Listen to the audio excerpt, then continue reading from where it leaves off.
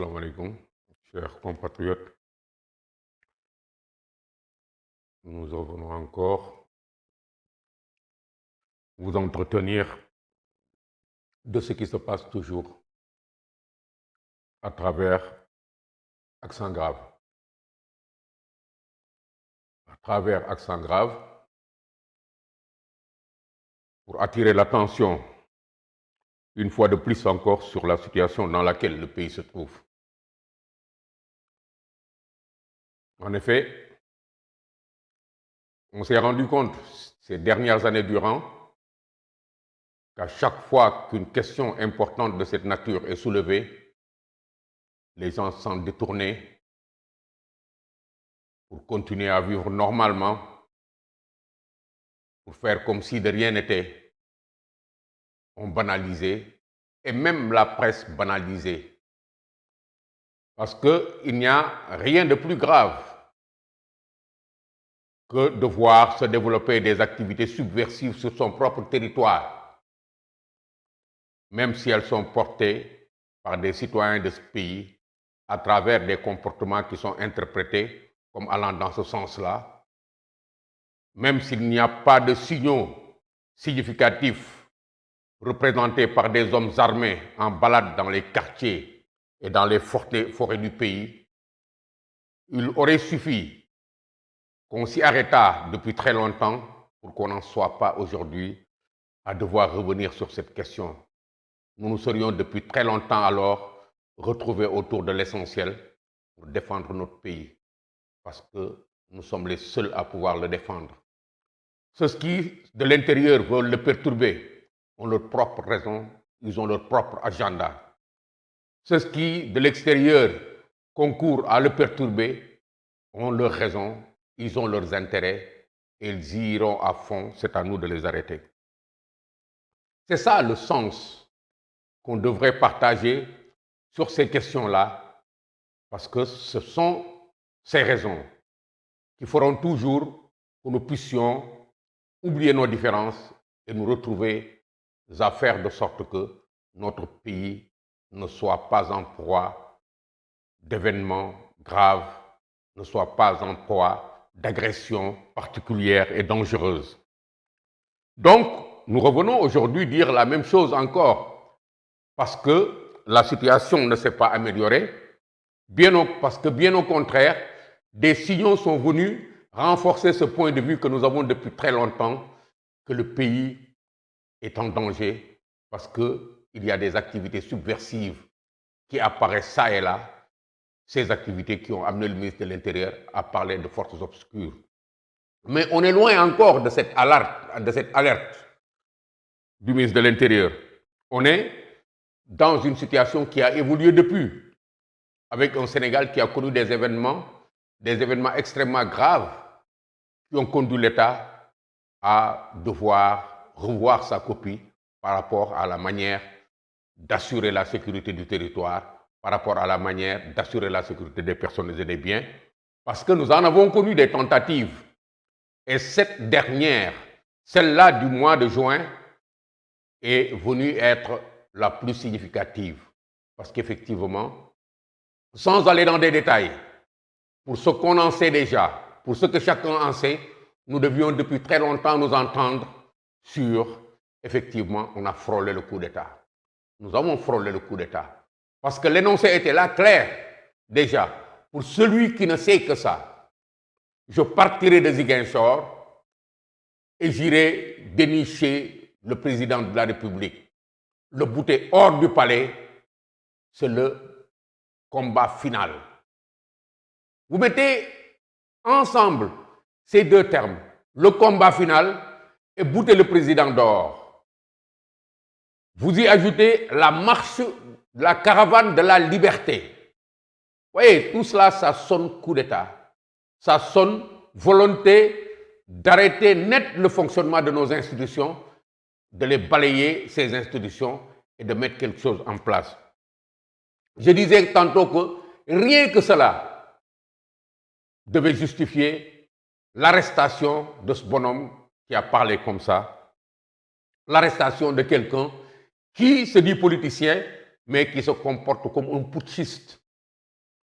Et quand on va chercher au-delà, on se rend compte de ce que l'État quand même est resté sur ses gardes.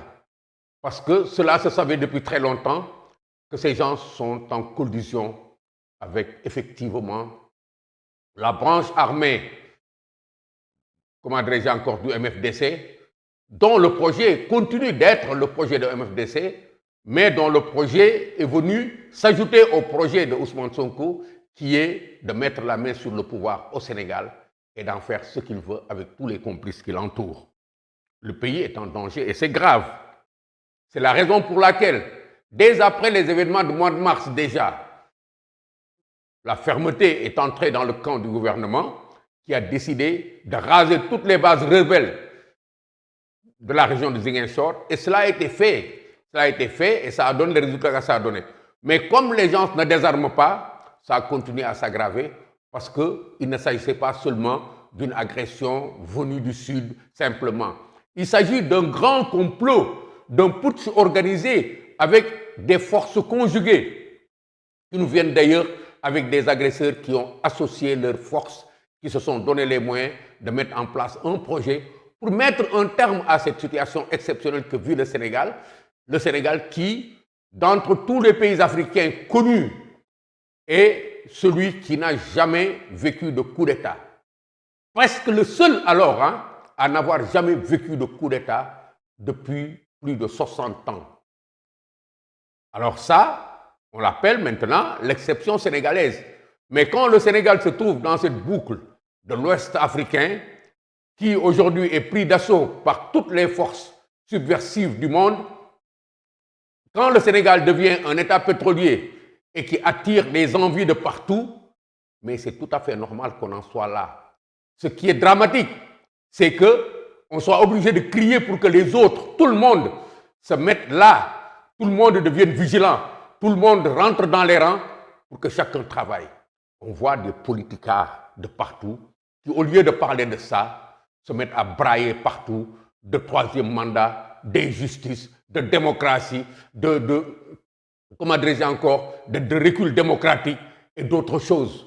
Au lieu de parler de leur pays et de sa sécurité, au lieu d'aider l'État à tenir debout, à continuer à tenir debout, ils se mettent à ça parce que chacun d'eux calcule quelque part et trouve que même dans l'effondrement du Sénégal, ils y trouvent des intérêts parce que ça leur permet de récupérer dans les cendres du pouvoir.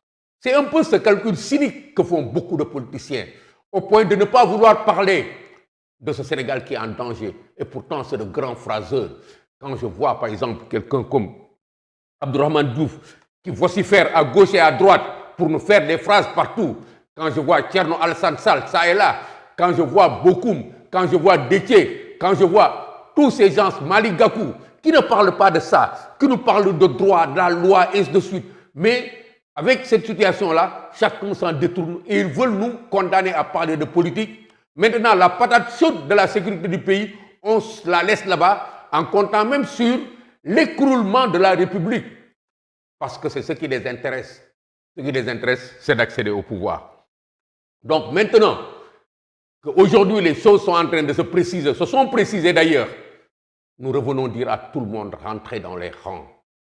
Arrêtez de jouer à ce cirque dangereux.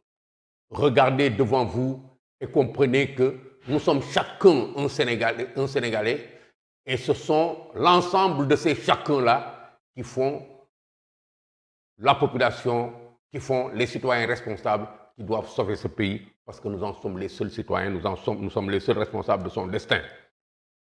Mais heureusement que l'État veille au grain et a laissé traîner des indices que nous rapportons ici pour attirer l'attention.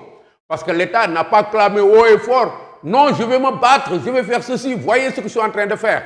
L'État ne donne pas dans le spectacle, mais dans son comportement, l'État laisse traîner des indices.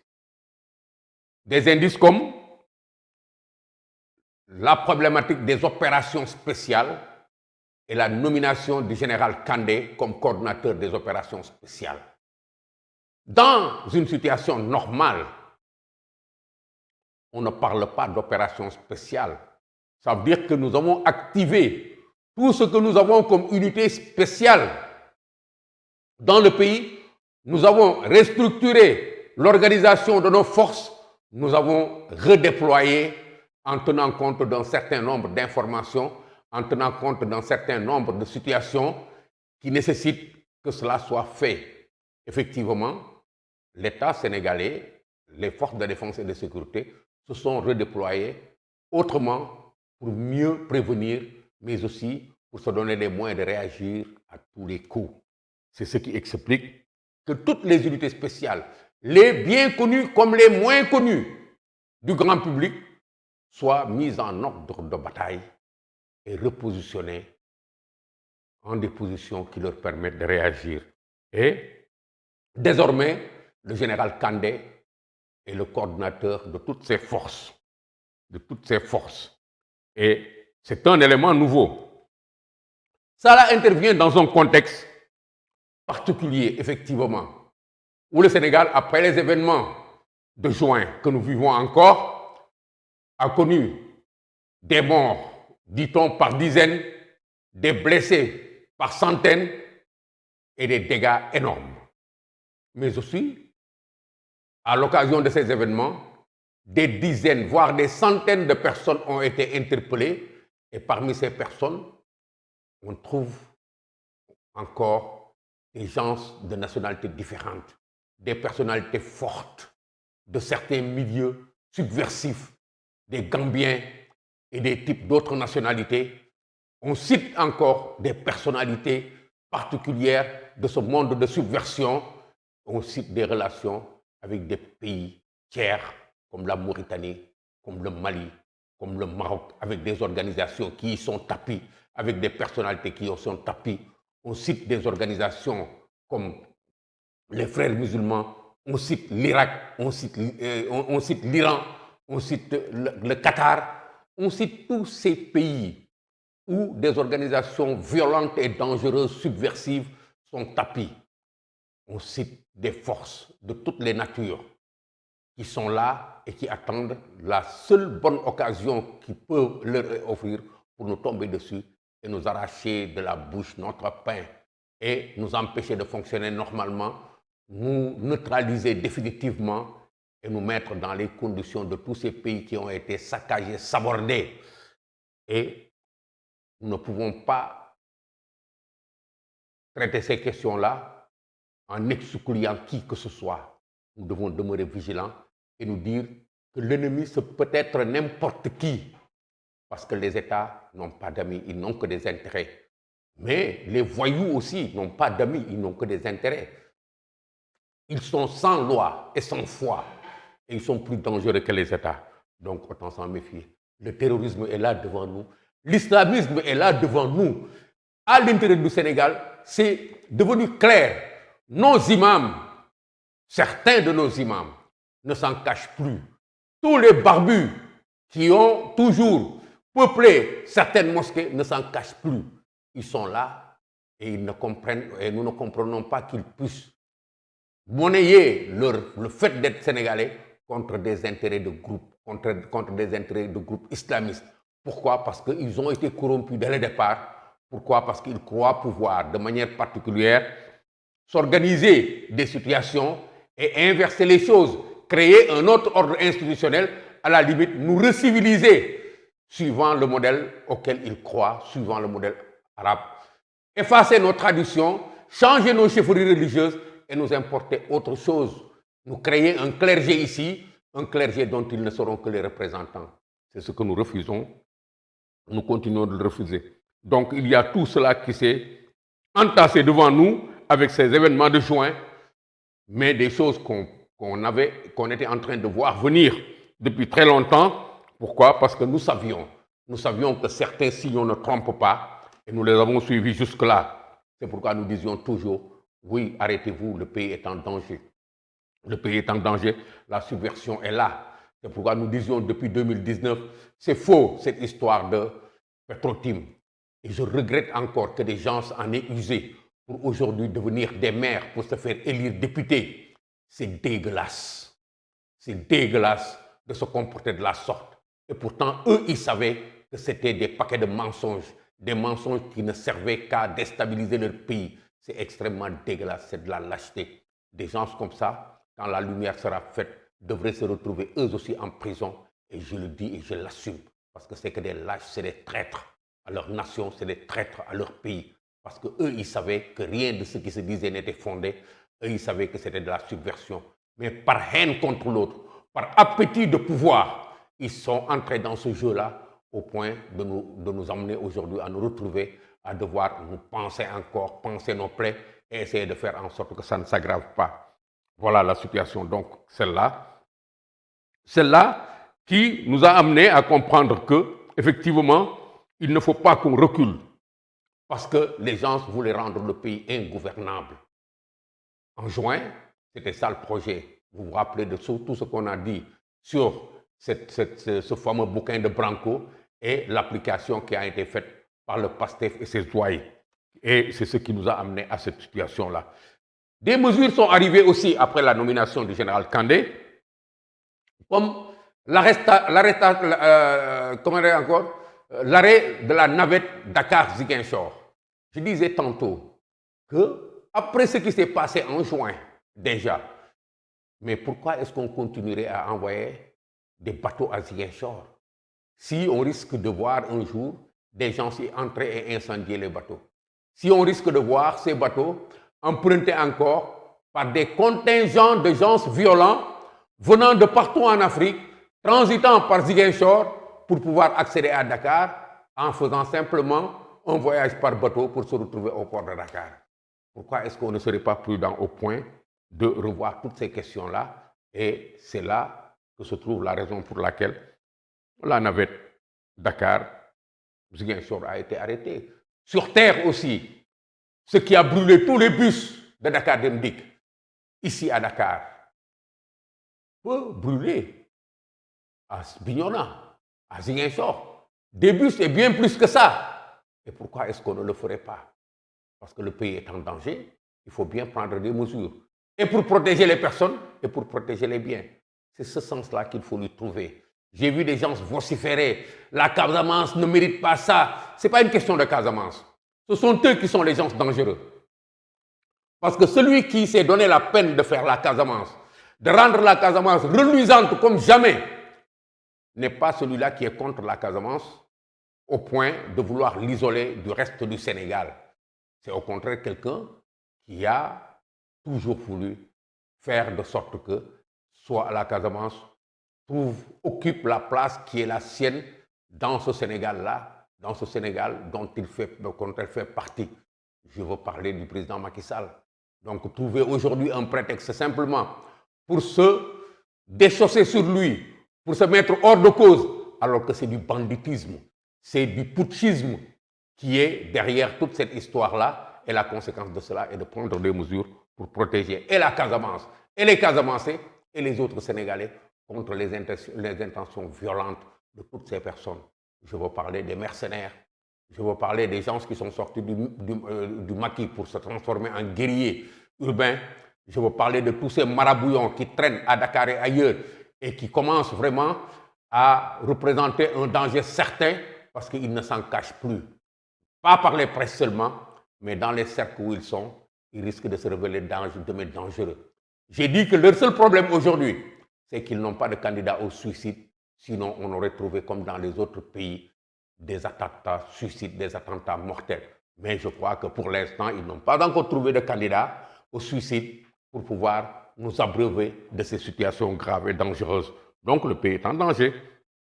Le pays est en danger et cela est sûr. Et c'est tellement vrai que l'État a pris ses responsabilités à deux mains. Isoler Ousmane Sonko est une question d'importance stratégique particulière. Et cela a été fait. Ousmane Sonko a été isolé parce qu'il faut que le pays continue de vivre normalement. Il ne faut plus que les citoyens se trouvent entravés dans leurs activités de tous les jours. Mais il faut qu'on y voit clair pour pouvoir assurer la sécurité des personnes et des biens, pour pouvoir assurer la sécurité du territoire, protéger l'intégrité du territoire, permettre aux institutions de fonctionner normalement. Donc, l'État est resté ferme sur cette question-là. L'État est resté ferme et cela devra sortir par quelque part. Mais la question qu'on se pose, c'est que Ousmane Sonko est isolé, lui-même ne dit rien, il s'est emmuré dans un silence. Ça veut dire qu'après la saisie de ses portables, ça veut dire qu'après la saisie de son ordinateur, ça veut dire qu'après toutes les enquêtes qui ont été rondement menées par les forces de défense et de sécurité et qui ont abouti à l'arrestation de dizaines de personnes, Ousmane Sonko sait dans quoi il est actuellement. C'est pourquoi il fait tout pour essayer de trouver une porte de sortie en essayant de se faire tendre une perche de négociation. Mais c'est trop tard. C'est trop tard parce que les choses sont d'une gravité telle que ce n'est plus une question de politique, mais c'est des questions à relance criminel, des questions d'une importance particulière parce qu'il a mis en danger tout le pays. Il continue de mettre en danger tout le pays parce que ses amis n'ont pas lâché le morceau. Ils n'ont pas lâché le morceau parce qu'ils ne veulent que parler de lui. Ils ne veulent pas parler de la sécurité du pays. Et ça, c'est important. Mais ces avocats se sont quand même emmurés eux aussi dans un silence de cimetière. On ne les voit plus, on ne les entend plus. Alors qu'ils étaient prompts à aller défendre un candidat qu'on veut isoler, à aller défendre quelqu'un qu'on poursuit en justice, rien que pour l'empêcher de compétir électoralement. Ils se sont emmurés. J'espère que c'est bien pour les mêmes motifs que ceux qui retiennent Ousmane Sonko et qui font aujourd'hui, ces gens se sont retrouvés tous ces jours derniers à n'être protégés que par Juan Branco, qui est allé de manière lamentable tenter de salir le Sénégal en disant qu'il allait traîner le président de la République et une centaine de citoyens sénégalais devant le CPI. Donc, cela est une vérité, et c'est très important de le dire. Juan Branco ne peut pas venir créer un narratif ici qui soustrait Ousmane Sonko de responsabilité, lui qui a appelé à l'insurrection plusieurs fois, lui qui donc a été à l'origine de tous ces cas de mort d'hommes qui sont survenus, lui qui a armé des gens pour qu'ils s'attaquent aux populations, pour les tuer dans leur dos, lui qui a armé des gens pour qu'ils aillent tirer contre les forces de défense et de sécurité, lui qui a donné des instructions pour que les gens se mettent à brûler partout et qu'ils aillent voler dans les domiciles des particuliers, lui qui a fait incendier des voitures et des maisons. Celui-là, on ne peut pas, en considérant des conséquences de choses, en créant une histoire de policiers et de nervis, simplement le mettre hors de cause et dire que le Sénégal et les Sénégalais, autres que lui, sont responsables de tout ce qui s'est passé ici. Donc c'est un petit détail. Mais l'élément nouveau, tout frais, c'est que le Sénégal a rappelé 4 contingents de militaires qui avaient été libérés ont été rappelés. C'est un autre signal fort. Ça veut dire, mes chers concitoyens, ce signal doit vous amener à vous repositionner par rapport à la situation du pays, plutôt qu'à vous égarer dans des commentaires. Parce qu'effectivement, il vous suffit simplement de rassembler tout ce que vous avez comme informations parcellaires, des informations qui sont tombées dans l'espace public à partir de la presse ou à partir de rumeurs pour comprendre qu'effectivement, le pays est en danger et que cela le confirme. Le fait que l'État ait besoin aujourd'hui de mettre du renfort dans les armées au point de rappeler 4 contingents, je ne peux pas dire le nombre de soldats qui ont été rappelés, ça veut dire que le pays est effectivement en guerre. Il faut tenir compte de cela. Déjà, quand on le disait, on nous disait non, vous exagérez. Mais aujourd'hui, c'est très sérieux, le pays est en guerre parce que nous avons frôlé le coup d'État. Ce que nous le fait dire, c'est effectivement ce qu'on entend encore aujourd'hui sur les messages WhatsApp des portables de Ousmane Sonko, les messages Telegram et les emails de Ousmane Sonko. Tout cela a révélé qu'il était dans des relations extrêmement dangereuses avec des lobbies et des organisations tapis partout autour de nous. Je vous l'ai dit, dans tous ces pays, avec des organisations islamistes pour la plupart, des organisations dangereuses qui ne rêvent que d'une chose, changer l'ordre institutionnel ici au Sénégal, parce que le Sénégal est une exception. Parce que ce pays qui a 95% de musulmans, selon eux, ne doit pas continuer à être un pays où les gens vivent leur liberté de religion comme ils l'entendent, doit être un pays qui doit sauter pour rejoindre le camp des islamistes pour que la califat puisse être fondée avec le balayage de nos imams, nous, proprement sénégalais, avec le balayage de nos chefs religieux. Ce qu'ils oublient, c'est que l'islam est entré au Sénégal depuis très longtemps. Depuis très longtemps. L'islam presque est né pour arriver au Sénégal depuis très longtemps, avant le Xe siècle. Il était déjà là. Et ça, il faudrait que les gens le sachent et qu'ils comprennent définitivement que ce n'est pas aujourd'hui qu'ils vont changer. L'islamité, les savants musulmans ne sont pas les premiers, ne sont pas Cheikh Ahmadou Bamba ou El Hadj Malick. Des générations et des générations les ont précédés. Eux, ils sont ceux-là que nous connaissons aujourd'hui, mais l'histoire en a encore en pagaille bien avant Cheikh Oumarul Foutiyou Tall, bien avant d'autres. Les universités, les centres d'enseignement ont pullulé ici, comme cela s'est fait à Tombouctou et à Gao, ailleurs au Mali.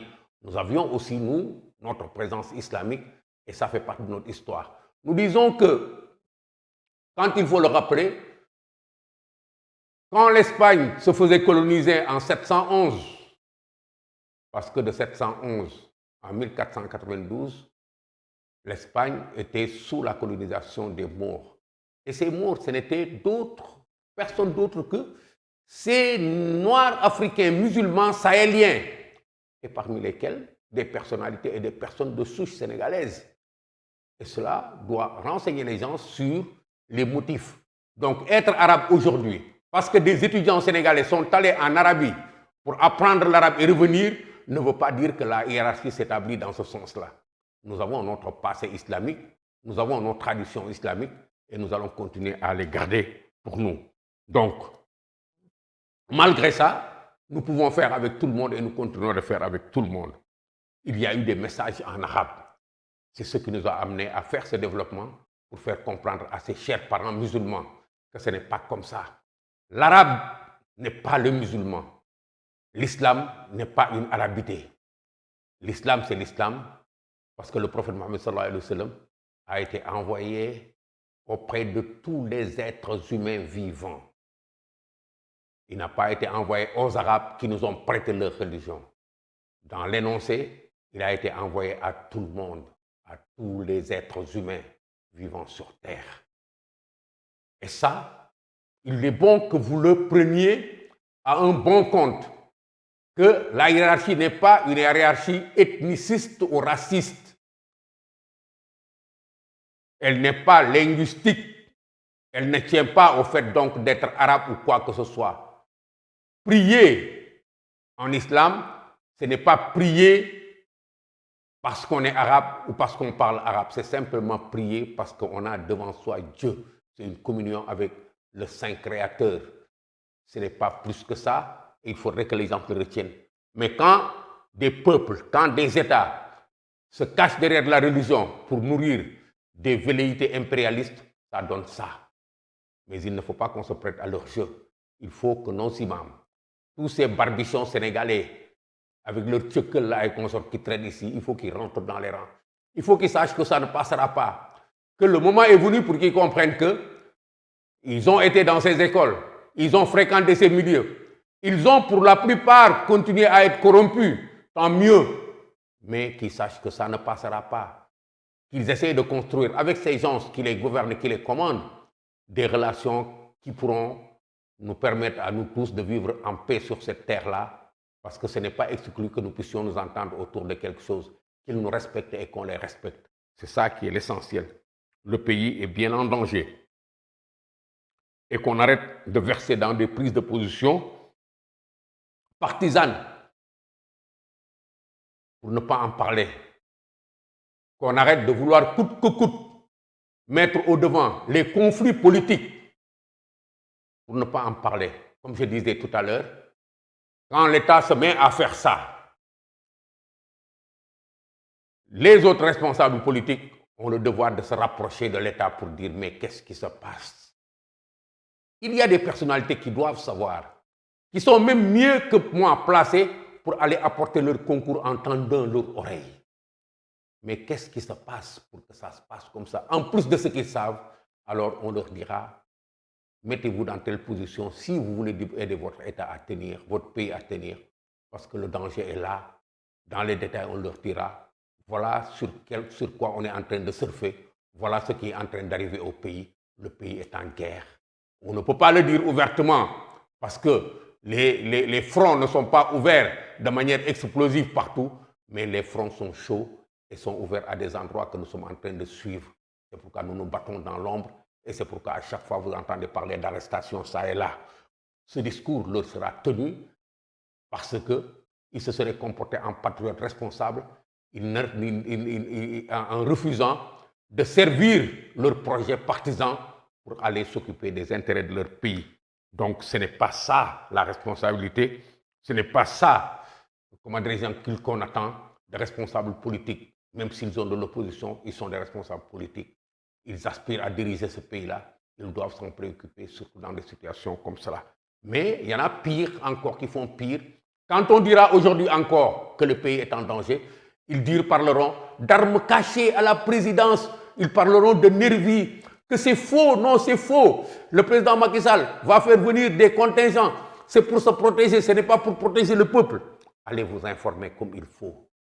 Vous avez vu que de manière graduelle, on en est arrivé à cette situation-là après multiples arrestations, après multiples informations. Donc, le pays a compris qu'il faut qu'il se réorganise, qu'il réorganise son armée, qu'il se renforce.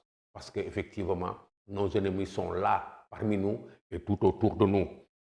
Il nous faut donc nous mobiliser pour protéger notre pays. Il nous faut nous réapprendre à oublier nos différences. Il faut qu'on fasse tout pour faire bloc autour du pays et de la nation. Il faut qu'on fasse tout pour que rien ne nous surprenne demain de grave, pour que rien ne se produise ici d'irréversible. Parce que le pays est le nôtre, c'est à nous de le protéger. C'est le pays est le nôtre, c'est à nous de le construire. Et nous n'accepterons pas que personne d'autre vienne ici nous le détruire. Mais cela, chacun de nous doit se le dire. Parce que c'est le moteur qui va nous réunir ensemble. C'est le moteur qui fera que cette opposition, très intéressée par le pouvoir, ce qui est normal, puisse prendre la leçon de la situation et se rapprocher des gens qui gèrent ce pays-là, parce que le pays est en danger. On a fait revenir 4 contingents de l'armée qui aujourd'hui vont rejoindre les rangs à partir du 1er juillet. Donc dans 2 jours, 3, ces soldats vont reprendre du service parce que le pays a besoin d'eux, parce que la nation a besoin d'eux. Je vous remercie.